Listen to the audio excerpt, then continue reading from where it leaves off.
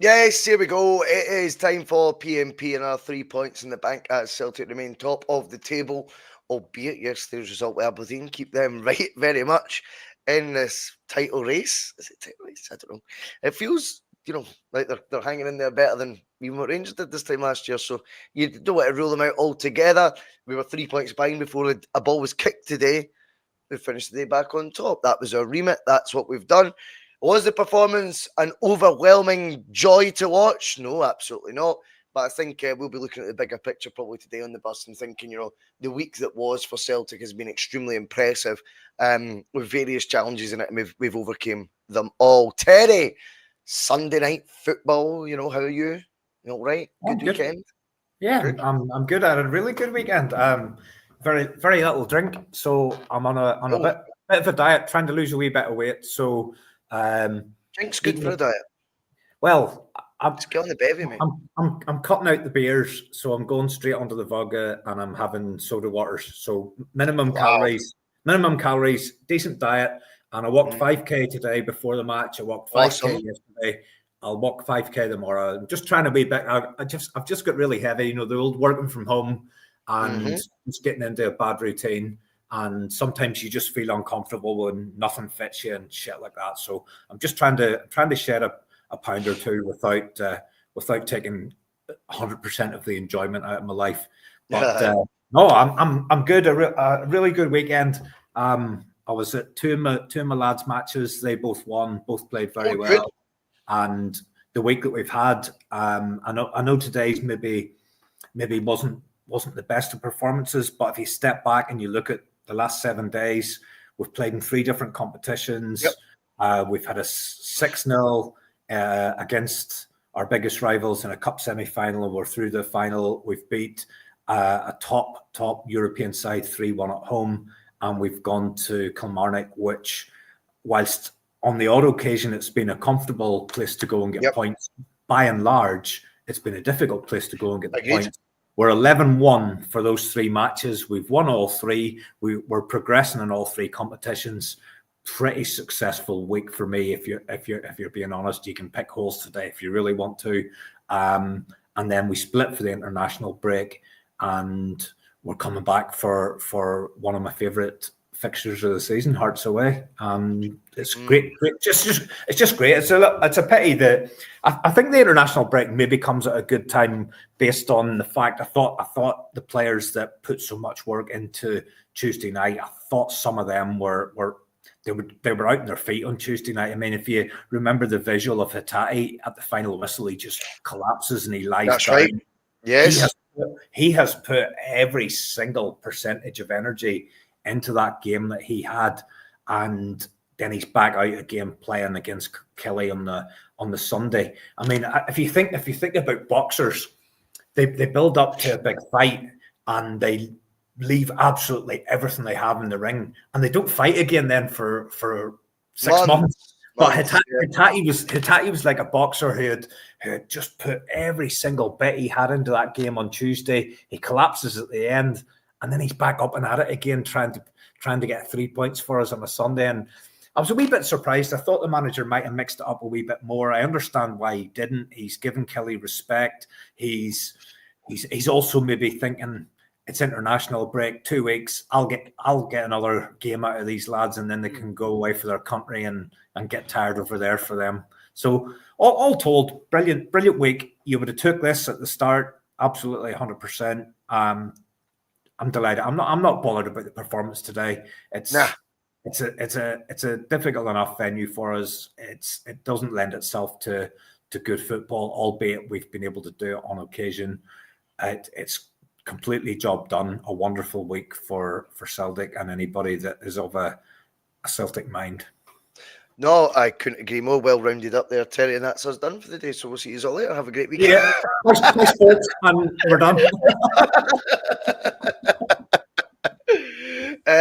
Do all that good stuff. Give us what you like, give us a share, buy some hair. Remember, hit that subscribe button if you've not already, and always hit the wee bell beside it, because that means you never miss a bus. And he's right, buysports.com gives you a tasty pastry treat. Well, it doesn't give you them, you need to buy them, but you get 12.5% off that purchase by using the code BUS1888. Terry, you're right. See, the thing is with the performance thing, I think there's two sides to it as well this season. Firstly, is in terms of Celtic's level of performance, did we dip below it this year? Yes, but that level of expected performance from Celtic has risen this season as well. Also, what I would say is when Celtic performed last year, below par performances, we didn't win comfortably 2-0. That's the big turnaround for me now. Is there's not the same worry. There's not the same sort of negative vibe to you when we put in that first 40 minutes today and you're going, that last season, you're going, oh, I know what's coming here. We're going to fucking drop points. Even if we didn't all the time, by the way, because I think that would be, if you actually look at the record last year, it's stupid to think we dropped points that often. We didn't. But you had a sinking feeling we were capable of every time we put in 40 minutes, 45 minutes like that in the first half last season. Whereas this year, you're far more quietly confident that it'll come. It will happen. And that's what it was today. And like, no, did I really feel Kelly were going to get something from the game second half? I didn't have that vibe. You're aware that they could, but you're not sitting with it kind of like hovering over your head as massively with such worry and fear like it was last year. There's huge jumps in my confidence levels in this as a Celtic team this year. And in tricky games like this, we just seem to be dealing with a hell of a lot better than what we were. And I've got a lot of faith now that we will deal with them far more confidently than where I was this time last year. Despite, as I say, I think it was 15 games, 12 wins, 3 draws last season, unbeaten. Right? It never felt like that. You know what I mean? At the 15 game stage last season, which we're approaching now. This year feels a hell of a lot more confident, composed, and distinction across. I think what we're on now, 12 games? Is it 12, 13 games, 12 wins? Something like that. Anyway, I don't know. Something close to that anyway, but it certainly feels a hell of a lot more compelling. What we at? No, 11 games. Fair play. No, I think is that 12 today? 12, 11, 1. It's got to be 12, 11, 1. So yeah, I'm buzzing with that, man. And I think it's been, as I say, with distinction you could add to the end of it. Whereas last year it was by somehow, by some means, some way. We're 15 games, 12 wins, 3 draws. It never felt as convincing as this, so I'm chuffed. Let's go to your favourite spot, the lineup, then, because you've touched on it already. I was a bit surprised. The CCV decision is undeniably the right call. CCTV? You were about to say CCTV there. CCTV, I don't know. GVC, CCV. But I just think that was the right decision considering the type of surface it is. And I don't want to dwell on the surface too much like loads of people want to do in these games. But when Cameron Carter-Vickers' injury records put, on a pedestal and looked at, and then that pitch is sort of aligned with it, you go, nah, not now. And we've got now a guy like an Austin Trusty who is now switching back to the right centre-half role as opposed to earning his stripes in a Celtic shirt out of position. He's now going back to it because his confidence levels are up high. You see it being him in scales, and there's far more confidence in that. But the midfield three, I wanted to talk to you about that because I think you're right. That image of Hatate right on the 90 minutes, he does collapse on his back. He's lying there going, fuck it, I'm fucked. And we've discussed this year as well, the healthy options we've got for midfield competition. We don't feel like we're weakening when McCowan comes on. We feel excited when Luke McCowan comes on. Bernardo looks like he's went up levels this year. Say they're your main 5 choices, right? And you've got 3 jerseys. I'm surprised at least one of them wasn't rotated for this game. If anything, just for that fresh legs sort of stimulation it could have given the team. And of course, if you're not starting, you've always got that point to prove also. What did you make of the midfield trio, Terry? Because that was what really sort of drew my attention. First of all, I'm looking at the table here live, and I think we're 11 games played. Some of the teams have played 13, some have played 12. That's probably because we were still in the League Cup and things like that. And again, just kudos to Aberdeen, because you and me touched on it last week. How would Aberdeen react to a thrashing? And they reacted pretty well. If you just look at yesterday's result on face value, I didn't sit and watch any of it. I don't know how it played out, other than they won 4-1, which is pretty convincing. And at this moment in time, it is a title race, and you can't dress it up as anything different. There's two teams with 100% record, other than the one time they've played each other in the league. Fair play to them. But let's concentrate on Celtic. The lineup, you kind of got the vibe from the manager's press conference on Friday that it was unlikely we would see a partnership of Carter Vickers and Trusty at the back. There was even a chance that we might not see either of them. But again, thinking about the pitch, Carter Vickers' injury record, the likelihood is that he would have sat today out. And it is worrying that it's a hamstring problem. And like we said plenty of times, I think this is just going to be something we have to accept with Carter Vickers. He's just prone to injuries, and he's prone to being out of the side. And I think the manager's been very, very clever in the way that he's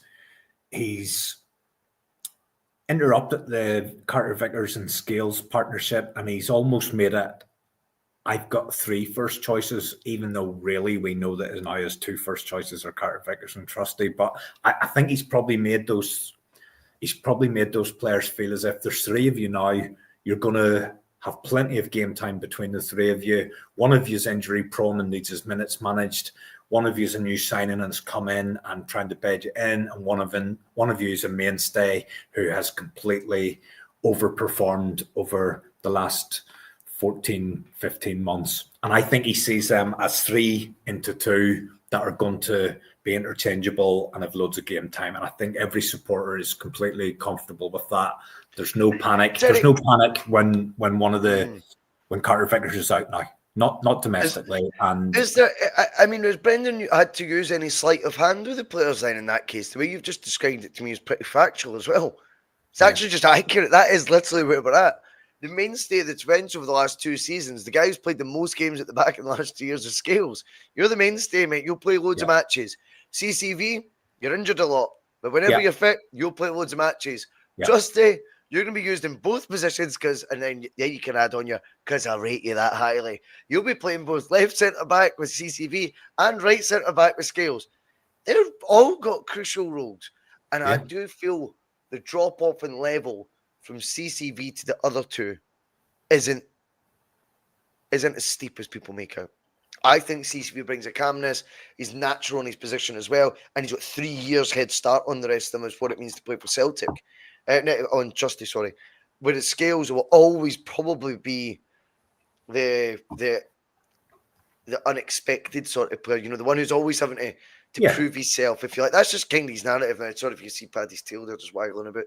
I think as well, Bhoycie, what we've said is CCV makes other players look better, and he carries, or maybe not carries is the right word, but he helps his partner through games. But we've now seen over the course of this season and last, where Liam Scales has actually taken that mantle up. He's been helping his centre defensive partner through games, and I just don't think it's the same now. Where if Carter Vickers is out, we need to start panicking and worrying. I think we've now created a scenario where we know he's going to be out, and we've now got a couple of players that we can rely on, and they're interchangeable, and it's no longer a problem if he's out.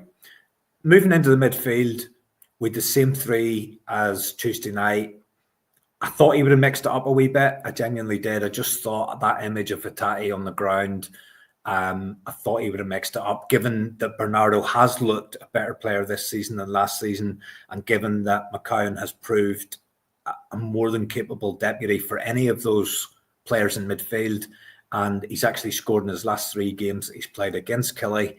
I thought we might have mixed it up, but he hasn't done. And then I thought the obvious one was he would have brought in Ida, just based on the 5-0 performance away to Killie in the run-in, where Ida was instrumental in that. He could have give Kühn or Maida a rest. He chose not to. And again, I think the timing of the international break is key in this. I think if we had another domestic or European game during this midweek, or we were playing again next weekend, I think the team selection might have been different. But given that we're now splitting up for 2 weeks, I think he's just been selfish, which is totally one more race. One more race to run, guys, and then it's international break sort of vibe, which I get to an extent. But that's then just picking your best players based on them being your best 11. I think playing the fixture does come into it in this instance where we do have to take into consideration, as you are pointing out. I love how you're only trusted, by the way, with plastic cups at your house, Terry. That says a lot. No, it's not that. Do you know what it is? Yeah, you're only trusted with plastic. It's just like a wee silly thing where dress up any way you want, mate. It makes me feel as if I'm at a sporting event because I'm having a plastic glass. so I'm sitting down here in my shed on my own, listening to the build-up on Sports Sound, then flicking it over to watch the game on Sky. But if you drink out of a plastic glass, it makes you feel as if you're at an event. It's all. I'm just buying into this whole virtual world that we're in. So I'm just in a virtual match experience. I love that, you tragic bastard. Anyway, that's cool, mate. I mean, for me personally, I felt like that lineup needed a wee bit more freshening up. Wee second. I've just noticed it's actually a Ryder Cup 2014 plastic glass from Glen Eagles in Scotland. That's you not took bad, it all the way back, a plastic cup. Did I? Where the fuck did you put it? How did it not get crushed in your suitcase? I just put it in my bag. Must be super plastic. You probably took it on the flight, drinking away, mate. No, let's be real. Well, see, I sneaked a later bottle in, and then I got a whole pile of plastic glasses and was doing the old usual stunt whenever I go to these things and trying to do things on the cheap. And then I just thought, I fancy taking a few of them home. So I brought about 5 of them home, actually. Anyway, sorry to interrupt you. Go ahead. No, don't be daft, mate. Don't be daft. I'm always up for talking about baby. But yes, I felt like the team itself could have been freshened up for the fixture, full stop, as in to give us the best chance of winning it. I think to go like, oh, well, I'm just picking my best players, one more race to run for them. They've got the international break. I want one final push from them. I get that argument. Just a personal thing. I thought the team, I know the levels. We both know, everyone knows the levels that we went to and we strive to, and whatever glass ceiling there could be on Celtic, I thought we pushed through them and way beyond people's expectations midweek. But that comes at a cost of stamina, and that comes at a cost of fatigue, and it comes at a cost of probably a wee niggling knock or bump and bruise here and there. And I felt the midfield could have done with just a wee injection of freshened up. That was my opinion.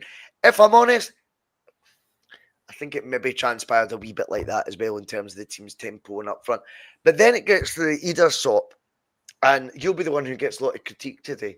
Now, I think you're watching a guy who's just had a real stop-start season so far in terms of how it's been approached. But this is what he signed up for as well. He knew this was going to be an uphill task to get Kyogo's jersey, and therefore his run of games wouldn't be as consistent as what he would have got when he was number 1 striker at Norwich. And it is what he signed up for. I like the fact he backed himself to take that jersey. But I think what you're watching is the opportunities, if you actually look at the games he starts, they're fucking never like... It feels... Maybe I'm wrong, but it feels like the games he starts are ones where Rodgers feels more comfortable starting the more trickier domestic games at Adam Eder than what he does Kyogo. And therefore, not today, maybe there was a couple of chances, but I think the game, like that pitch is shite, mate, right? And it is difficult when you're coming in, you're not starting games, you're on that one. I do think that does play a part without using it as an excuse. I think Eder didn't have a good day at the office, but I'm not going to jump in the bandwagon and think, oh, it's shite, by the way. I just can't be bothered with everything being so binary right now. Everything seems to be in life, either good or shite. First choice or you're fucking no choice. And it's just stupid to look at things like that. So stupid. Eder's a guy that's coming into difficult games for Celtic, being trusted by the manager still. And sometimes it won't. Well, everything will come off. Sometimes it won't. And today, it wasn't a good day at the office for him. I've still got loads of faith. Adam Eder as the guy pushing for Kyogo's jersey and being a far more better fit for certain fixtures has been a good move that Celtic made in the summer. I think it's fair to say, Bhoycie, he hasn't hit the heights yet. And it's very difficult for him because he's only coming in maybe for one start in 5 or 6, and he probably needs a run of games to get him up to speed. I thought he looked a bit flat-footed today. He wasn't on his toes. There were chances that if he'd got them in April or May of last season when he was key for us, let's make no bones about it. If he didn't sign in January, there's every chance we didn't win that league. And he was sharp at that point, but he just looks a little bit off it in terms of match sharpness, and that's understandable because he's not getting much game time. He's feeding off scraps. I thought he did a poor enough game today. I thought when the chances came, he wasn't sharp enough to take them. I think the fee hangs over him a little bit, and I do think we overpaid, but I think we overpaid because we were trying to get him on the cheap and we left it to the end, and then we'd no other option but to give Norwich what they wanted. But all of that's irrelevant. We had to get another striker. That was stupid. He is guilty of that, mate. He's guilty of not having the pre-season as well. Definitely. How do you mean he's guilty? It wasn't his fault. Sorry, his form, sorry. His form, yes. That's guilty, if that makes sense. That deal could have been done after the last game in May. I didn't articulate that as I meant. Yeah. What no, I mean you did. Is, if he's a victim, I should have said, of yes. not being part of that 100%. pre-season. That pre-season tour. Yeah, sorry about that. No, you're right. No, I totally knew what you meant. I knew what you meant. Because it's good to highlight it. It's the opposite of the the Bernardo transfer, Bhoycie, where we negotiated, and we got a better deal. We tried to do the same thing with Ida, and it backfired. And see, over the 2 transfers, we've broke even in terms of what we expected to pay for those 2 players. We've overpaid for Ida because we dicked about, and we've underpaid for Bernardo because we waited and negotiated and nobody else came in and we got him on the cheap. Those 2 deals should have been done on the opening day of the transfer window. Those 2 players should have had a full pre-season with Celtic, Tour of America, all the rest. And I think Ida's suffered a wee bit from that. Yeah, I couldn't emphasise that enough. Stephen Mitzi saying they're not his fault, Bhoycie. Sorry. Just to clarify, I feel sorry for Ida. I'm actually on Ida's side. I worded that completely wrong. I feel that for Ida, he would have been a massive beneficiary of being on that pre-season tour, because it wasn't just missing pre-season for Ida with Celtic, it was where he was in terms of his Celtic status at the end of last season. He was a king, mate. Do you know what I mean? He was an absolute hero in that title running. The hero with the goal, the winner in the cup final in the last minute. That is, get him in a Celtic tracksuit for the pre-season. He's walking on water by then. His confidence level just remains sky high. He's had to now go find himself a wee bit again, and I think we do see the backlash of that. He's probably knew the transfer was coming, Bhoycie, and again, just from a far off distance, he's back at pre-season with Norwich. He doesn't really want to be there. He knows the transfer is going to go through at some point. His pre-season probably not easy, is it? His pre-season probably hasn't been the best, and then he knows he's coming in. Despite the fact he was a big game player for us, important goals in big games. And do you know what? See, if we were playing against Rangers tomorrow, I wouldn't be surprised if Adamida was the match winner, because I think he just thrives on the big occasion. Even though you might argue that's not a big occasion anymore, but. I just think he needs a run of games, but I also don't think he's going to get a run of games. So he's going to have to find a way to feed off the scraps and do what he did last season and make it a toss-up between him and Kyogo. He hasn't been able to do that so far, but there's a long way to go. We're still in the early part of this season, and I've no doubt he will score important goals in big games. He will be the difference in matches. It isn't happening at the minute, but we know what we've got there. We know we've got a player that will produce the goods at some point. I just think he looks 20% off in terms of sharpness. Yeah, I think you're absolutely spot on there. But this is the competition that we wanted for the jersey. It's just going to be this is the guy we've got now. I do feel at times like he's been the victim of 2 things, and you've kind of alluded to them already. The pre-season thing, as I was saying earlier, and now he's going to be a victim to the price tag. Yeah. And that's now all going to come. Keep coming up. And we've already discussed last week, which I think a lot of folk deep down agreed with me on. There was the Ingles one. I mean, take the 11 million away or leave the 11 million in there, I should say, and start looking at the values you put in the other players around in that position. I start realising he's not actually the top ranked. And I think that either you go, he's a 9 million striker, but we all scoffed, everyone in the chat scoffed at the thought of selling Kyogo for 20 million in the summer to Man City.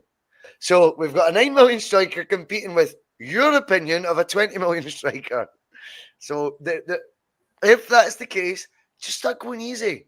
Start realising it's Celtic who don't pay big fees for players. It's not the players' fault.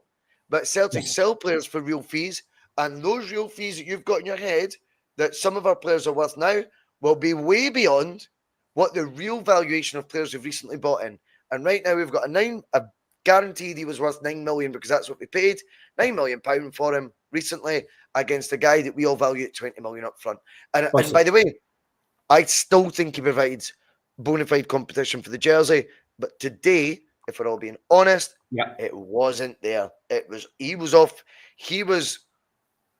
off form. I thought he's reactionary. See with split second stuff. What I've always liked about him is he seems to have that ice at times. I've been critical of Kyogo at times, you know what I mean? With saying he's not killer Kyogo. We've had that joke, Terry. I've liked the fact I've always thought that either for me looks like he just switches a wee bit when there comes a chance. There was opportunity in the first half. Remember, he's on his heels, and it's like, mate, that was there just to be stabbed home. He got nothing on it, and I thought just a wee bit off the mark. But I'm going to be one of the fans today, just calling for a wee bit of calm on where we think Ida is in terms of being a Celtic player, because I have no doubt between now and May he'll have contributed massively to the successes that Celtic have, and I think there will be successes this year. But I've got to be honest and say I think he'll be front, left, and centre of a lot of the big occasions. Well, you see, the fees are the fees. It's whatever you pay to get the player that you want. And see, I've touched on Bernardo there. I think we got Bernardo on the cheap, but I think we overpaid for Ada. I think if you look at, let's take another example, Engels and Kühn. So between the two of those, we paid out about 14 million. If you switched the fees around right now and said we got Engels for 3 million and we got Kühn for 11 million, everybody would go, that's two absolutely amazing bits of business. The fee is what it is to get the player that you've identified, your scouts have identified, your recruitment team have identified, but you can't get away from it. Sometimes the amount paid does hang over the player if he's not producing it week in, week out on a different level. Let's go back and just go through the game a wee bit. I know there's a bit of a Kühn conversation that we'll have in terms of what he's done this season to date. But you touched on Ida should have scored in the 4th minute. See from the game started, first minute, Kühn beat his man and left him for dead. Then he played, well, on that occasion, he tried to play Ida in and his pass was terrible. But a couple of minutes later, he then played a worldie of a 60-yard pass to Engels. Kühn was on it from the blow. He was on it. He was picking up where he left off on Tuesday night. It's just a joy to have a player in the team that excites you. Like, as soon as he gets the ball, you're just expecting something to happen. Doesn't matter where he gets it on the pitch, because the pass to Engels, he actually won the ball again, sort of filling in and helping Johnson out defensively. And he's then just playing a ball 60 yards, 80 yards, whatever it was for Engels. It's right on the money. He's a joy to watch at the minute. And again, so far removed from the player that we thought we'd got whenever he first came in. But let's play through the minutes, because sometimes we come onto these post matches and we don't even talk about what happened during the match, and we just get sidetracked. And it's what we do, mate. It's what we do. No, we do. So, key moment. I thought the first half hour, other than that initial burst where Ada, I felt should have scored. I thought it was a sitter. I think if that's a sharp Adam Ada, that's in the net. And I think the difference between the 5-0 game that we had at the end of last season and today, which feels like a stodgy, hard-fought 2-0 win, I think it's that early breakthrough. If he is sharp and he's on his toes and he's match fit, he bags that and you're 1-0 up within 5 minutes, and that the game probably plays out similar to the one at the end of the last season. He doesn't score. There's not an awful lot of activity or an awful lot of action in the next half hour. Then Kelly hit the post 10 minutes before halftime. Chance again. If that goes in, that gives them something to fight for. That all of a sudden makes it a bit of an uphill task. Away to Kelly, not the best of records, plastic surface, all those things start to come in. All those negative thoughts start to come in if you go 1-0 down. But if we don't go 1-0 down, we're coming then up to halftime. Ida's got another miss just before the whistle. And then you're thinking, we'll go in at halftime, manager will regroup, all the rest will come out in the second half level. And then just before the whistle goes, McGregor tries to find Ida. Thankfully, he doesn't get on it, because the way his game went today, if he got on it, he probably would have missed. And the ball ends up in the net, and we're 1-0 up at halftime. And all of a sudden, you're thinking, happy days. We've not been great. We're 1-0 up, and job done in terms of first half. Job done in terms of first half. Indeed, it was again a game I thought, when you're looking at it at halftime, you're thinking, well, what is the right thing to do here? Should we be making more changes at halftime? Was that a time to do it, or is it? I don't know. It's hard to explain. I think when I look at this is the third game, I do feel it was the curveball from the other ones. You know, massive pitch at Hampden, massive pitch at Celtic Park. Two teams of opposition in Aberdeen and Leipzig that you knew it was. These are games going into 60-40 in our favour at the weekend, 40-60 in our favour midweek, but very tight encounters we're expecting against both. Obviously, it's not played out that way. We've dealt with them really well. And then you've got Kilmarnock that are our worst nightmare of a team to play, Terry.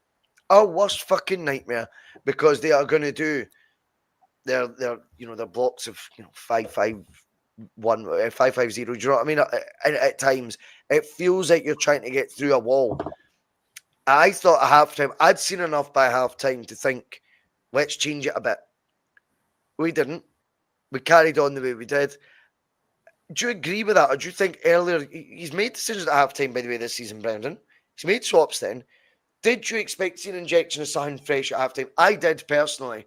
But again, I go back to maybe just fucking backing up my own argument, because I said I thought they'd see it at the start lineup. So there may be a bit of bias in what I'm saying as well. No, I didn't, Bhoycie. I think I expect him to double down once he's made that call to go with the tried and trusted, other than maybe Kyogo for Ida. I didn't expect him to do anything at halftime. I didn't expect him to do anything as drastic as that. I thought it would be the normal 60 minutes. Let's see how the second half plays out. Let's keep the status quo in terms of the lineup, and come out for the second half and make the changes around about 60, 65, 70, which is kind of the norm. Just for awareness, I just checked in there. There's a relegation match taking place at the moment there, and Rangers are 1-0 up at half time. Aye, I've seen that. Apparently Hearts have came back into it. I've got I had the wee commentary on earlier when you were waffling for about 10 minutes, so I thought I'd quickly check. That's a joke. It was there. But hey, listen, it's a top six match. You know, I like to get see me opening gambit. I like to go overboard. I like to go overboard because I don't know when I'm going to get to speak again once you start. Yeah, that's true. No, that's true, mate. That's true. It certainly depends how happy I learned that from the judge. I learned that from the judge. See your opening gambit, go all in and get as much in there, because you never know when you'll be sitting kicking your heels for 10 minutes. Like, no, I'm good at that, mate. That's why I put my name in the show, just so I could talk. It's a joke before anyone gets on. See the other night here. Listen, see the other night. Remember I sent the picture into the group chat about 3 or 4 months ago. I was driving down to Dublin, and there was a bus, and it was called Bhoys Travel. So it was obviously the Bhoycie Bus. We were driving. Me and my lad were driving up to his match yesterday morning, and the same company were in front of us. I think they might be from Donegal. and we were heading up towards Belfast, and he goes, "Dad, look, it's the Bhoycie Bus, it's the Bhoycie Bus." So there's a company over here, Bhoys Travel, and obviously it says Bhoyce on the bus, and it's just funny. It is funny. I'll never forget. There was one night. I don't know if it was a solo show I was doing right at the start. I fucking in the live chat. I can't imagine you go solo too many times. It's been one of the weekends, Terry. But I like seeing the live chat. Honestly, man, like someone put it in, they were like, "Bhoycie, just ask him what bus is it that you drive." I think I seen you at the bus station the other day. I was like, fucking hell, man. Folk actually think I've got a bus. Anyway, enough of that shit. Right. Nicolas Kühn, let's just fucking do it, because that goal, absolute top class. No one's surprised now when we see him doing it. His touch initially is a joke. See when he cuts in now, though, do you not notice that with him? He's so much more decisive in what he does, Terry. Nicolas Kühn is looking at Kyogo going, you can dance about, jump about, stomp your feet for that ball all you want. I'm curling that far corner every day of the week. The confidence is oozing out him. He's a man who wants to influence outcomes. He is right now Celtic's player of the year so far. He knows it. He knows how important he is to the team. I've said it before, I'll say it again. He looks to me like someone who's growing into the responsibility role of Celtic. No problem. He wants that responsibility. This is none of the traits I associated him last year. I thought he was indecisive. I thought he was negative on the ball, if anything. I thought he used to have opportunities to tuck the ball away or at least have an effort on goal, and he'd refuse them. It did not strike me as a personality that was going to be grabbing games by the scruff or influencing outcomes in the manner that he is right now. Nicolas Kühn has completely changed his whole demeanour, his whole approach, and the levels of ability he had. Oh, come on. None of us seen that coming. None of us did. I am absolutely buzzing with that being a signing that I'm not quite sure who was in charge of, because bear in mind, right after January, Matt Lowell loses his job. I'm not sure who was behind the signing of Nicolas Kühn. However, whoever it was deserves a hell of a pat in the back. This guy, we might not have got in at the top of his game at the time for various reasons. Terry, that goal today is now 10 goals, 10 assists, 20 goal contributions, that means. And it's the 10th of November. You keep going at that rate, you're looking at over 20 goals, 20 assists by the end of the season. Over that. So that sort, if we were to keep this sort of form up, would be utterly almost ludicrous numbers that you're looking at from a wide man. Regardless of the league, fuck all that. Because he's doing it in the Champions League as well. And he can't help the domestic game he's in. But these numbers would eclipse what any wing has been doing for us. And we know the Jota argument you were doing the other week, and I was just going, well, what spell do you want to pick? But I'm now projecting. If he keeps this on, and you project it. So you've done your homework on that. Good. I'm glad you have, mate. That's good, because you don't like it. But this form right now is scary. Scary. See, when the commentator said that, I hadn't realised. I knew it was high, but it's when you do the math, you're going, simple math, 10 and 10, 20. 20 goal contributions by the 10th of November. Fucking hell. I wonder how many games like you've played this season so far? Is that 20 games? I don't have that stat, right? No, listen. No, I like balanced. How are you going to compare the two spells if you don't know how many games? He did miss a sitter, actually, 10 minutes before he scored that one. If you remember, he did later on. Yeah. But hey ho, we're not going to criticise him for that. So, in terms of the numbers, what I had said to you a couple of weeks ago was these were Jota numbers. And quite rightly, you then goes over what spell. And of course, I hadn't a clue because I don't know what spell it was over. I just knew he was involved in loads of goals. So I've had a little bit of a dig. I might be an odd goal or an odd assist out. But where we're at the moment is around about 20, 21 goal involvements for Kühn. You said 10 and 10. So it's 10 and 10. Is it 10 and 10, or was that before the goal today? Or no, it was 10 and 10 after the goal. That's what there's 20 goal involvements, right? There's 20 goal involvements, right? See the season that Jota subsequently got transferred to 25 million? I think he 22 goal involvements. roundabout for that season. He then Who's goes that? for 25 million. Jota. The next season, Matt O'Reilly, 37 goal contributions. Yeah, I thought it was 38. Matt O'Reilly. That Goes rings for a bell. 30 million. Nicolas Kühn is on target to leave To both eclipse of those. 40. To He's eclipse 40. on target to leave both of those. What does that mean? Does that mean this is the last season we'll see Nicolas Kühn at Celtic? Every possibility. I don't want to get into that conversation. I just want to sit and enjoy watching a very, very exciting player. And I know I probably said a couple of weeks ago, I'm not saying he's as good as Jota, but his numbers are. But I'm actually now thinking he's as good as Jota. He might even be better than Jota. Well, it's so exciting. We'll find it out. It's exciting, definitely. That's the thing. It's not like you can't close a door on that conversation. That was never the point I was making. I like Jota for the years that he'd done, but we certainly don't close the avenue of Kühn becoming a better player for Celtic than what Jota was. Of course, we want that. The conversation about whoever identified this guy. Celtic will obviously know who it was, and whoever it was, let's keep using him. Do you know what I mean? Or what if it was Mark Lovell? Well, if it was Mark Lovell, then... Well, he was meant to be head of that department, mate. He was removed from situ a month after the window shut. It might have been. Well, like, you think about it, and that would be true Celtic. Their best window ever, because they only identified them, but thank God they did. They only signed 2 players, and they were 2 fucking good players. That's the best window Celtic's probably fucking had. See you later, mate. You know. Celtic looking for more, 2 million. I mean, the fee for Nicolas Kühn is worth £3 million. I mean, we've spoke often on here when you can't keep going down that avenue and thinking you'll strike gold. And when Celtic of the summer window they did leading up to, last summer, and you see the volume of players come in, they're all being not up to it and all around that bracket. Nicolas Kühn joins in January, and no offence to him, and no fault of his own, but just because of the fee alone, not being shallow about it. We just looked at it and went, well, this is another one. This is another one coming in for that sort of money. I don't know what to compare it. I don't want to get carried away. But I watched a wee doc. There's a YouTube channel called Flashback Football, right? And it's a Scottish narrator. He's definitely a Celtic fan, right? Definitely, because the majority of his videos are kind of like former Celtic players and stuff. But he does like deep dives, Terry, with loads of clips and stuff and he did one on Brian Laudrup.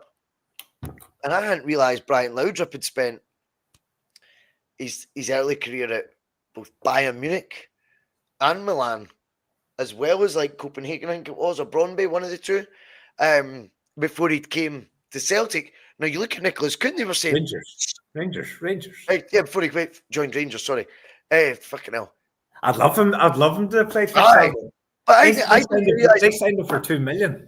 But I didn't realise he'd been part of these sort of. He's been involved with decent players.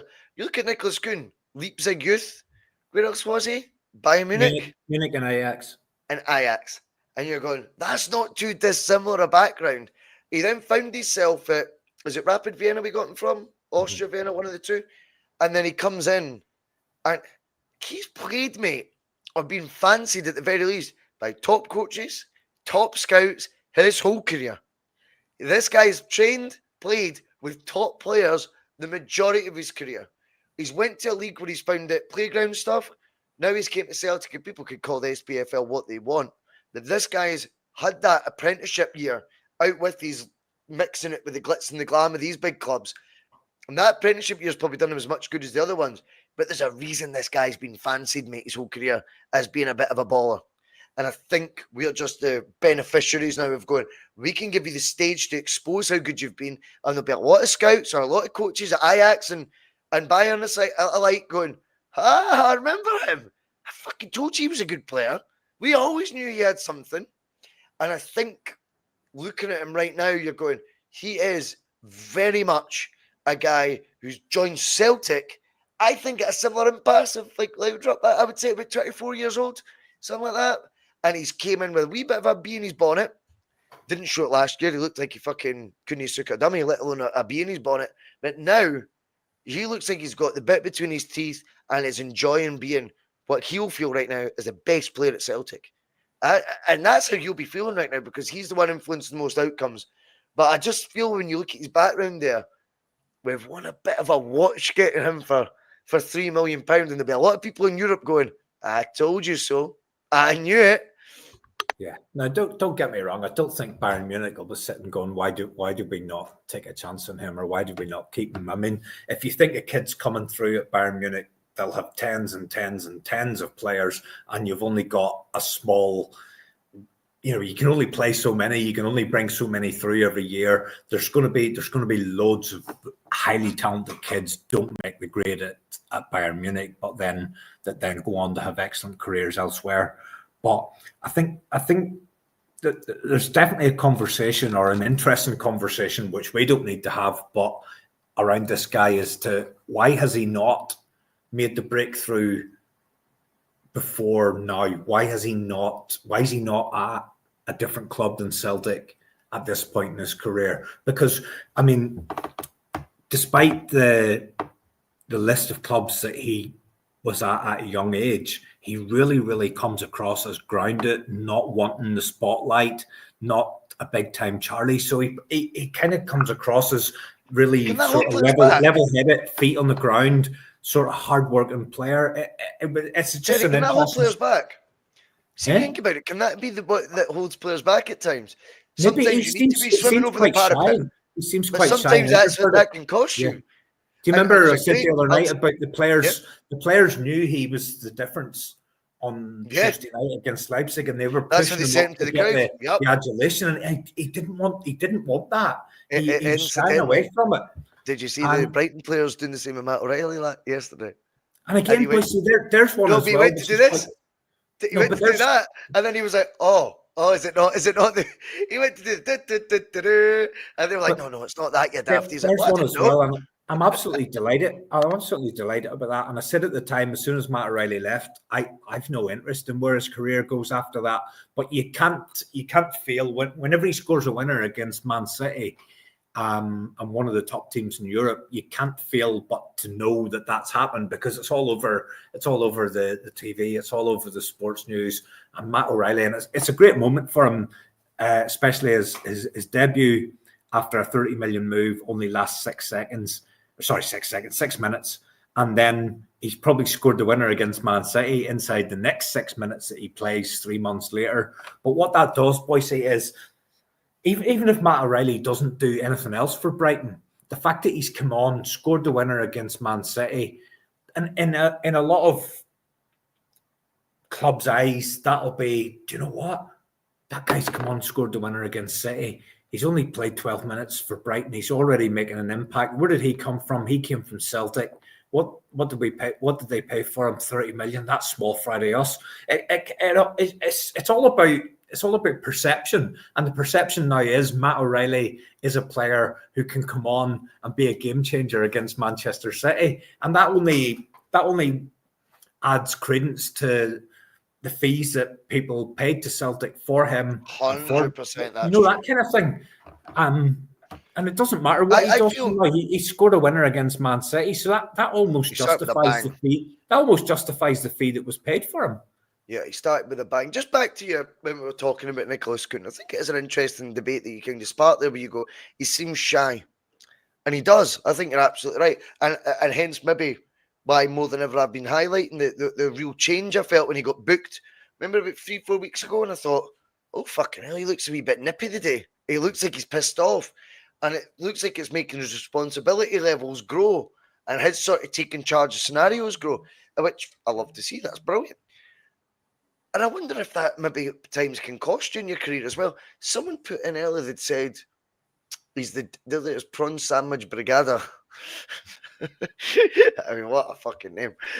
Prawn Sandwich Brigada said, he's the German Ryan Gold. And I get where he's come from. Ryan Gold didn't seem someone who wanted, to be the headline grabber, yet had all this ability.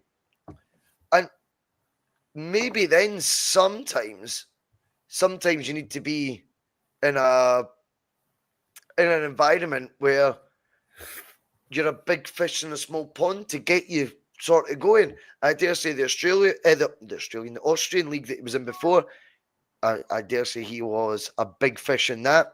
Scotland, we already know that he certainly is, but he's getting to mix it now because he's with Celtic. with the Champions League, and that's given him confidence to play in the big oceans as a smaller fish. And I wonder if his confidence levels marrying his ability will be what then, when he gets his next inevitable big move, will mean he actually arrives at that level. Do you get what I mean? Like, I think that's important, Terry, to get there, because it was a great point when you say that. I look at shyness and go, that'll put, not in a bad way, it'll put coaches off. You need to be big and brave at the top level. You need to have confidence in what you can do with the ball. And right now, the apprenticeship he's had to kind of revert to go to, having been at the big sharks, if you like, he's had to go back the way to get maybe back to one of those top clubs like a Bayern Munich, and Ajax. I don't really regard Ajax as bigger than Celtic, but they still sell players for 90 million quid, you know what I mean? So they probably are more of a shop window if ever there's another level to go to. But I think if we can get his confidence levels up there, he might be arriving by the time he's 26, 27 at one of these bigger clubs, but ready to meet it head on. The interesting thing will just be, Bhoycie, how this plays out over the rest of the season. If he keeps these levels going, and there's absolutely no indication to say that he won't, as long as he doesn't get injured, I don't see a loss of form coming. I think he's playing too well for that. He's too fast. It'll be interesting to see how it plays out in terms of what his numbers end up. Is he still at Celtic next season? If he gets a move, how high is that move? Does he get international recognition whilst he's at Celtic, or does he have to get a move to get international recognition? And I don't think that's pie in the sky chat. He got a lot of plaudits from the German media off the back of that game against Leipzig. Probably by the same token, it must have been sweet as well, that. But I think after the Dortmund game, it was probably the opposite of that. But then, every Celtic player had an off night that night. But how close would Nicolas Kühn be to getting called up to a German squad? Because when Matt O'Reilly hit his peak form last season, he got called into the Denmark squad, albeit he didn't get a lot of game time, but he was at least in the conversation. Can Nicolas Kühn get a cap for Germany whilst he's at Celtic, or will Nicolas Kühn have to move somewhere else if he wants to pursue an international career? I really hope if we can get that recognition at our level, I'll be blunt about it, I don't think it enhances our ability to keep him. Right? I know people will, but I don't. I think the money will always reign, and the Premier League reigns in terms of influencing players as to where the next destination will be. But what it does for Celtic's point of view is it inflates that fucking fee that you get for him. Big Absolutely. time. I'm thinking 40 now. You're Jota 25, you're Riley 30, and we're going next season. Next season, next season, Celtic's best player is going to be 40 million. Yeah. So, and also look at it like this: Jota uncapped, Matt O'Reilly capped by Denmark. Denmark at this level, 20 minutes or something. Yeah. Yep. But let's just add that to it. Just say that cap will count towards it. I think if he was capped for Germany, the elite, whilst in a Celtic shirt, that gets you a 40 million you're talking about. Yeah, we're now going 40, and then we're going in and getting 3 more Engels-like signings for next season, and building. And plus, I can absolutely guarantee you 100%, by the time next season starts and Kühn has gone, Yang is going to be absolutely ready to go in there and dominate on the right-hand side. That'll do us for this show tonight, guys. Thanks very much. I've had enough. I've had see this. It's too no. do not drink this stuff. It makes you say stupid things on the internet. I preferred it when you called him Wang. There won't be a day where you turn around and go, "You were right about Yang." No, I'm telling you. I put it this way. Again, the confusion with the wingers thing again today. If ever Yang was going to get to come on, it'd be after midweek when he came on, did brilliant, and then it's Forrest has now leapfrogged him in the queue again. You're going, I'll be honest, you know how big I am on Brendan being the main man at Celtic, and I think he's a far better manager than Ange Postecoglou. I stand by that, and I'll be proven right on that, guaranteed. Who's under pressure after today? Of course he is. He'll be proven. It just plays out the way it was always going to play it. Anyway, the way I feel though, with Rodgers' use of the wingers, I don't agree with it. I think it's haphazard. I think it's at times pin the tail on the donkey sort of mentality. Like, we'll just pick one at random. Because we've got Kühn and Maid as defined number 1 and 2. And after that, I'd like to see it being more structured. I'd like to see it being more, right, I can see what, it was Palma Atlanta. It's Yang against Leipzig at home. Now it's Forest away at Killie. I'm not having it that these guys' training levels are all just like rotating that well as, oh, he's been the best the last 3 days. So he's now leapfrogged them. It doesn't seem to be consistent for me as to, as a winger, not on this in the starting 11 often, how you get into that team. Do you know what I mean? And I think they could be doing that clarity. I think a Lewis Palmer and a Yang. I think Forrest is cool either way. Like, he's just going up. Yeah, he's just running down. I've seen it all. I've seen it all, and I'll just take what I can get. That's cool. See, the other two, they've got their future careers, and they want to be playing for Celtic, of course, right now as well. I'm not quite sure the door to the first team for them. I think it's like up a big zigzaggy path. You know what I mean? That the Wizard of Oz would be proud of right now for the two of them. It is what it is. But I want to talk to you about one man before we go as well. Man of the match today, Kasper Schmeichel. Did you see this? The league stats come up. There was like 6 sort of specific goalkeeping stats that came up by Sky today. He's top of the country on each one, not one of them. And I liked it because it's not like volume of saves, because some teams are going to be under more pressure than us. It's percentage of saves that he makes, that he should, shots on goal that he saves. He's number 1. This guy is doing the business. We discussed it, and some of you were in agreement with me. Upgrade. He is a fucking upgrade. But he's more than just that. What I loved today the most was that boy, I think, was it Murray or something, his name was, or Watson, something like that? Comes in a bit late on Kasper. Be careful what you wish for. See, when it showed the slow motion clip of Schmeichel standing up, he's glaring, mate, right in his eyes. Doesn't blink. He looks a bit insane. I quite like seeing that. I'm not going to lie to you. I like Celtic players standing up for themselves like that, Terry. You want to take me out 5 minutes late, the ref will do fuck all about it big time. He goes, but I will. I'll let you know. And the guy looks like he shat himself as well, which I love. And then, of course, Big Trusty, finding his feet a wee bit, jumps in as well, gives him a wee push in the chest, and ends his cell booking and all. But I just loved see that for Kasper. He's a mix ever in him. He brings you calm at the back. He's good in the ball. He's a better shot stopper than the last couple of goalies we've had. And then he shows that passion side and that, no. I'll let you know that you're fucking in for a battle. If you want to do that to me, I want to make you shit yourself and you run away. And I love to see that side from him as well. Kasper Schmeichel is a proper keeper for Celtic. And I mean, already, if you heard tomorrow that year's getting extended, nobody is even, there's not one negative comment to you. Just go, done, cool, we're all down with that. Deal with that problem another time, replacing him, because right now he's doing a lot of good things for Celtic and a lot of variety of ways as well. Yeah, if you look at the summer window, Ida comes in. Is he an upgrade on Kyogo? Probably not. At 9.5 million, probably not an upgrade. Engels comes in at 11. Is he an upgrade on McGregor, Hatate, O'Reilly? Probably not at this stage, with a lot of potential to be. Bailly comes in on a loan that costs us money. Is he an upgrade on Taylor? Maybe, but probably not. Probably just around the same level. Kasper Schmeichel comes in on a free. Is he an upgrade on what we had before? 1,000,000%. Absolutely. Straight away, you see it straight away, the difference, what he brings. Now, today was probably the first time. Yeah, he's the most stark upgrade, the most evidence, the most one that costs nothing. But regardless of his cost, you think in terms of ability, I think he is the most obvious upgrade. He is the one that you go, fucking hell. Yeah, but I think it's important to show that the fee doesn't always determine the impact that the player's going to make. His age has as well, though, Terry, to determine the fee.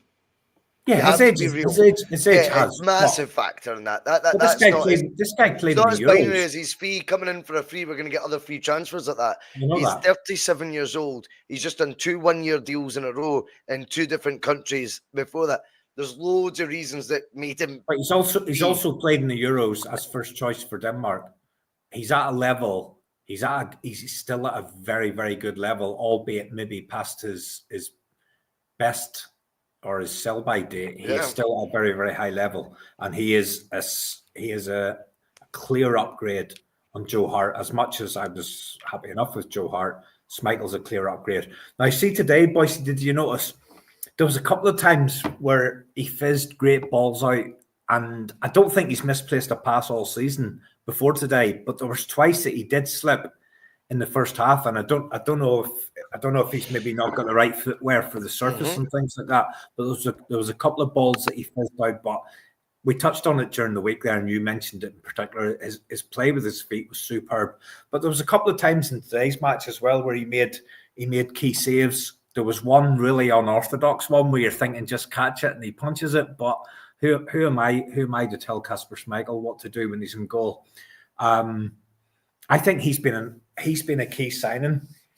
I still have this nagging thing in my mind that at some point this season he's not going to be available and the backup goalkeeper will be needed. And I think it's really, really telling that whilst Rodgers has given all the squad players game time, the only one that hasn't given game time is the backup goalkeeper. And I think at some point this season, something will happen.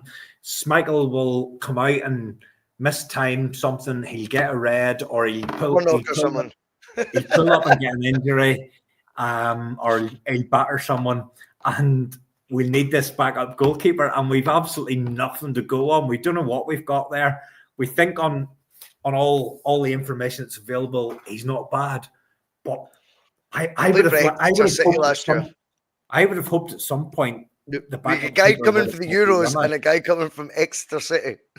I know, but we have to get him in there in case we need him at some point. He's the only player in the first team squad that has 0 game time. But you can't know. What point can you bring him in now? Home to Falkirk, you could have brought him in the cup. That's been home to Falkirk. You could have done nets at home to Falkirk. No. I kind of get it. I'll be honest, I kind of get it from Brendan's point of view. He's ruthless this year. He was fucked up at not winning his treble before. He's winning his treble this year. That's how he feels. End of. There were no chances given for fuck all. I'll double down on what I think happened with the goalkeepers. I think just reading the room in terms of Rodgers' interviews, and he uses his interviews very, very cleverly to give you information that makes him look good in any scenario. And what I genuinely think happened is we started our search for a new goalkeeper in February. Joe Hart interview was put out there to allow us to know that he was finishing. Celtic tried to get, they used their network and tried to come up with a viable replacement for Joe Hart. They came up with this guy, and Rodgers went, nah, not happening. I'm going through my mobile. I've got a number. I'm ringing this guy. I can get him. I'll persuade him to come to Celtic. Back me or sack me. My guess is that's what's happened. Celtic have come up with Sinisalo as the first choice goalkeeper, a wee bit like they did with Ronnie Dyla. They came up with. I don't know. I think the Sinisalo one is one that is a very Celtic sign. I agree with that, but is he so far off the level that we couldn't give him a game so far this season? I don't think it's so far off the level. I think nothing's been left to that chance, and it's just the way it is. And I think Rodgers has promised him fuck all. Celtic have. You got 5 years. Is he so far off Schmeichel that he's not a Ralston for Johnson, or a Baye for Taylor, or a Nida for Kyogo, or a McLean for Bernardo? Is he so far off? Goalkeeper's different. You know, it's subbing Schmeichel off for 20 minutes to go here. Yeah, this game against Falkirk. I'd be all for it if they did that. I'd love to see that. I don't get why it doesn't happen. See, when we're 5-0 up, why not just take the goalie off? See, if you want to give this boy minutes for Terry. See, go championship manager and stick him on up front for 20 minutes. Anyway, and then he fucking scores. Jerry, we go in another international break now. I think the last week's been really pivotal in Celtic's campaign. And just to quickly touch on it again, plastic pitch away to, I think, our nemesis of a type of team style. They are difficult for us. That is a difficult one for us. on a shitty surface, coming on the back of Celtic Park showing now it may well be becoming a fortress against in Europe with the best team we've beaten at home, maybe since the last time we beat them. 2-1 in Europa. I'm struggling to think of another one as big off the top of my head. I could be wrong. And on the back of that was Hampden Park, a 6-0 drubbing of a team right now keeping point for point in the race with us in the title. We've had 3 very different types of hurdles and 3 very high hurdles for many different merits this past 7 days, 38 days. I am absolutely buzzing of what we've came with. You said an 11-1 aggregate earlier, which is you're spot on to highlight. It's 3 wins for me that matters the most, obviously. 3 wins, 3 different types of games, 3 different reasons, 3 different competitions. This is a side that is being able to handle whatever it is that is thrown in its way, or whatever challenge it's put in front of it. We're finding different ways to win different games. We've spoken about the Champions League form, the 3 different types of wins, the Bratislava win, the Leipzig win, 2 completely different opposition levels of opposition. One we should do, one we hope we do, and we've seen that backs to the wall away performance against Atalanta. No one's seen that type of display coming.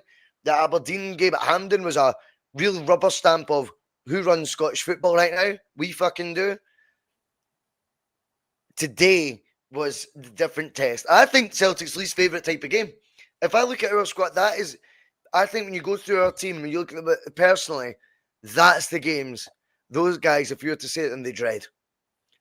That's the ones I think they dread. It's getting dark, you're playing it fucking under the floodlights on a fucking shitey, dry plastic pitch against a team that's going to put 2 banks in front of their goal and make it difficult as fuck and go man for man on you, give you 0 time. That's Kilmarnock's gift, by the way. There's no criticism of Kilmarnock here, by the way, for those watching. That is not what I mean. I think if you're to go around Celtic players, though, and say, truth be told, out the last 3 games, what's the least you want to be involved in? They all put their hand up today. So credit to them for getting another type of win. I think psychologically as well, Bhoycie, you've got a domestic cup semi-final with the 2 best teams in the country facing off. That's a high-profile game. Then you've got home to Leipzig, second in the German league, a renowned name across Europe, big European night at Celtic Park under the lights. And then today's probably a bit of a come down. You know, you've had your highs, you've had your experiences over those 2 high-profile games, and now you're coming back down to earth again with a game away on a plastic pitch against a team that have given us trouble in the past. And it's probably very, very hard just for the 3rd time in a week just to go to that same well again and get a really top-notch, top-level performance. The important thing was to get the job done and get the points. I've no problem with the way today played out. When you win a league title, there'll be days like this where it's been a bit of a grind, and the difference is when you're champions, you get the job done. When everything doesn't go your way and it doesn't come easy, you still find a way to get the result. And even though Kilmarnock, even though Kilmarnock hit a post, even though Schmeichel had to make some good saves, as you said earlier, it still felt, you never at any stage felt we weren't going to get the job done. And I think we've gone to somewhere where Rangers went to recently and couldn't get the job done. Aberdeen will probably go there at some point in the season and will struggle to get the job done. We went there today off the back of 2 massive, massive games where we put a lot of effort and energy in. And we got the job done with relative ease. And the international break comes, and whilst I don't look forward to these, there just seems to be so much international football now. I think it just feels like there's more compared to when there used to be. But it'll be a tough 2 weeks for me and any Celtic fan that feels like me, where you use your match at the weekend just to get you through the grind of work and life and all those kind of things. We've now got 2 weeks to wait for the next one. But that game against Hearts, I mean, once we get these international games out of the way, that'll be one to look forward to. And you and me on a Saturday night, sometime round about 9:30. That could be an interesting one. 9:30, 10 o'clock on a Saturday night. Love it. You might have something to do. I'll not have anything to do. I'll be here, there, man. Unless there's an event or something I've got to go to, like, do you know what I mean, like a fucking birthday or something. But no, if not, I look forward to those things, mate.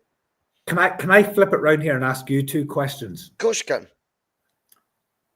Was that definitely Gary Mackay-Steven? Come on. Yes. How's he still playing?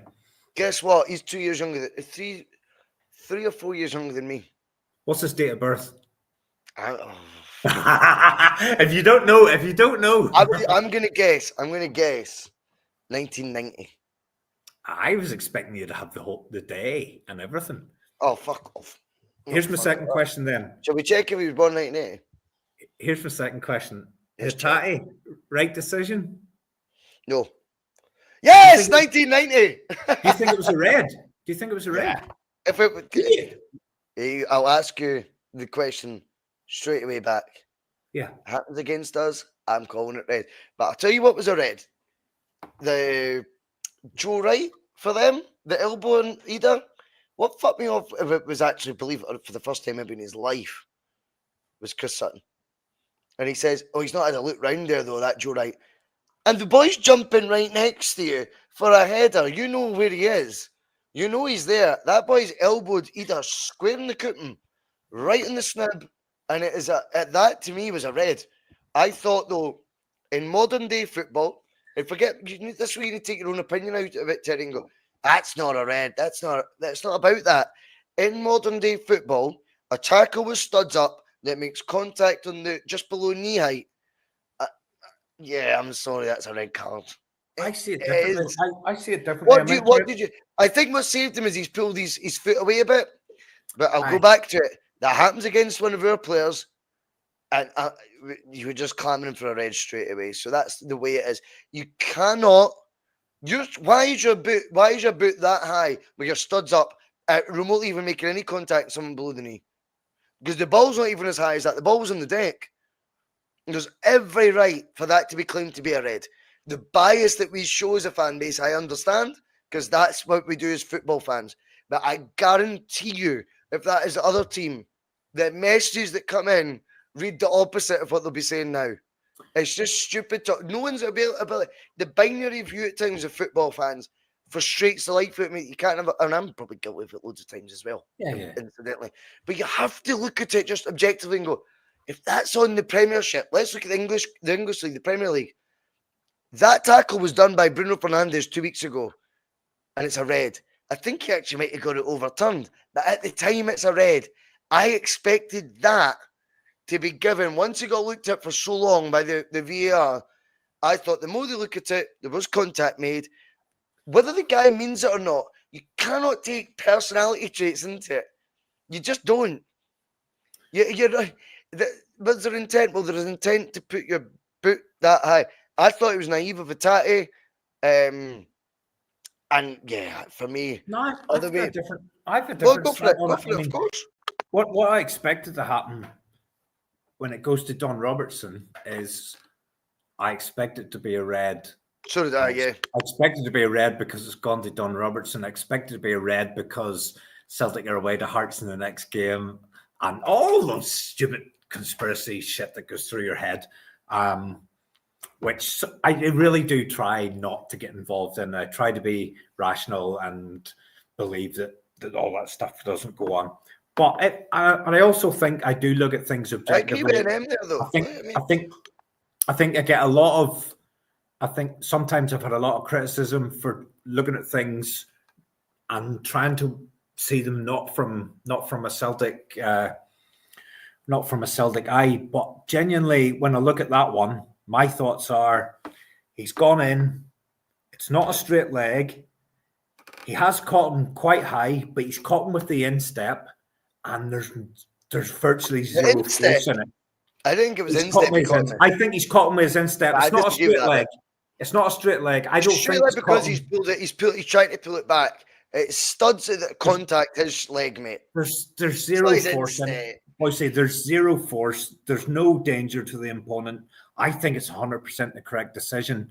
And I think in modern football it's not. I'm glad it was given. And if that's the way we're going to go, happy days, because it'll be a far more fluid game of football we start to watch. And if this is the woke nonsense, suddenly we'll be getting phased out. But I'm sorry, the other way around. You're claiming it, Terry, because of based on how the modern game is.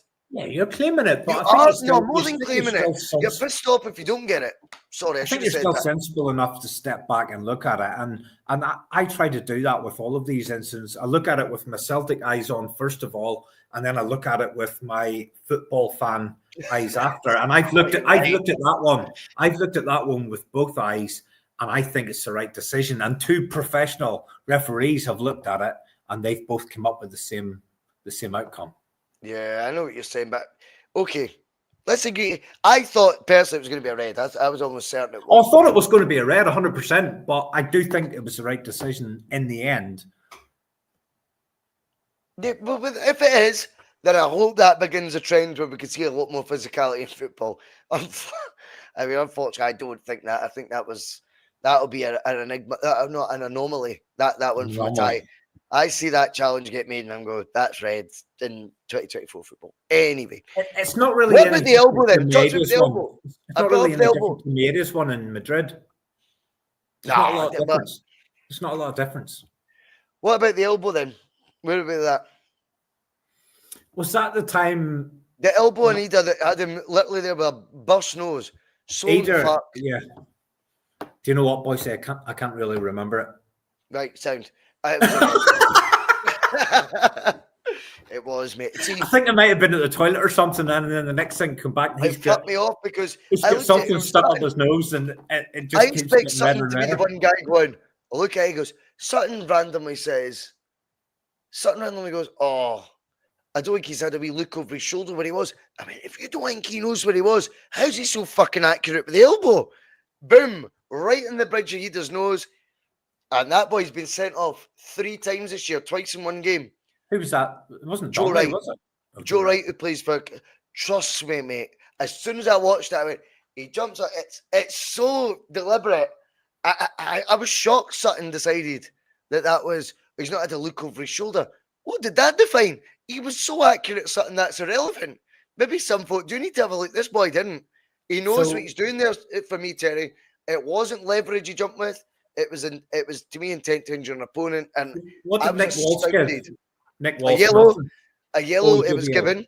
Yellow was given, and it went to VAR. They took a wee bit of time whilst he'd have got treatment for about 3-4 minutes, Terry. So I don't know how long of piss you were doing. I mean, you must be there. You must be like a camel, you, because it was 3-4 minutes. He's sitting down there, and I thought, I kept saying to Flash was around watching it, and I was going, that'll be given red. I mean, keep watching that. Keep watching it. That's going to be a red card, definitely. And I was really surprised to be honest with you. Like the outcome was they've seen it and they confirmed it was yellow. I thought, but again, I'll go back to it. If we're going to start seeing this, and that's by the way, 2 teams other way around. So I'm bringing balance to this debate. I'm maybe being conditioned by how modern football works. I think both were reds in 2024. If this is a sign, we are going back to the other way around, and it's going to be a game where we let things fly a wee bit more. I'm all for that because football's so woke and so fucking full of fairies right now. It bores the life out of me unless Celtic are playing.